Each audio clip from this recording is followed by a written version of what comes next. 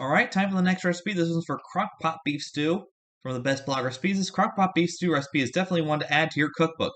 It's the perfect hearty stew to share with a family on a cold night.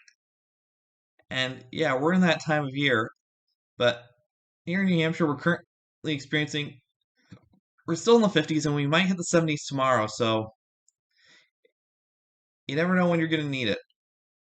Prep time is 15 minutes, cook time 5 hours, total time 5 hours and 15 minutes. It serves 10 and it's a little under 300 calories at 254 calories. Now you need 2 to 3 pounds of beef stew meat, salt and freshly ground black pepper just to taste, 5 to 6 medium potatoes peeled and chopped into even chunks. I think russet potatoes would work well, or even red potatoes would work just fine. Yukon Gold, any potatoes that you like. If you want to use sweet potatoes in there, then that's fine. You can do that too. 4 carrots peeled and chopped into even chunks. A package of dry onion soup mix. The Lipton brand is, of course, the one you want to go with.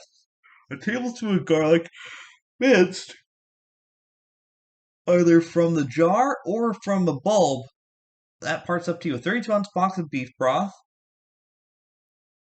Kitchen Basics would be a perfect brand of beef broth to use, as well as Swanson.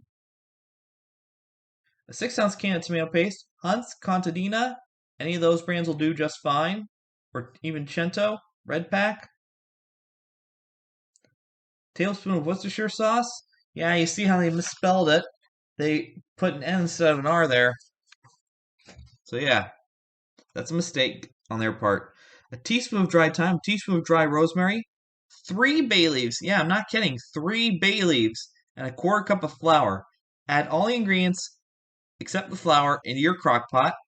Cook on high for 5 to 6 hours. To cook the stew overnight or while you're at work, cook it on low for 8 to 10 hours.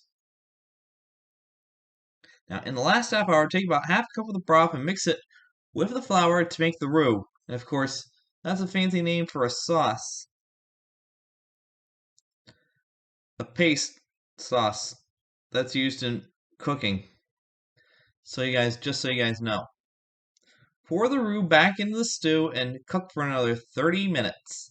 Now, if the stew is still too watery, add a little more flour, just a little at a time, to thicken it up.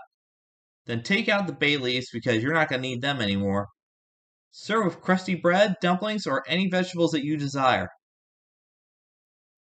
Now, if you're not ready to eat, you can leave the crock pot on warm for a further hour or so if need be.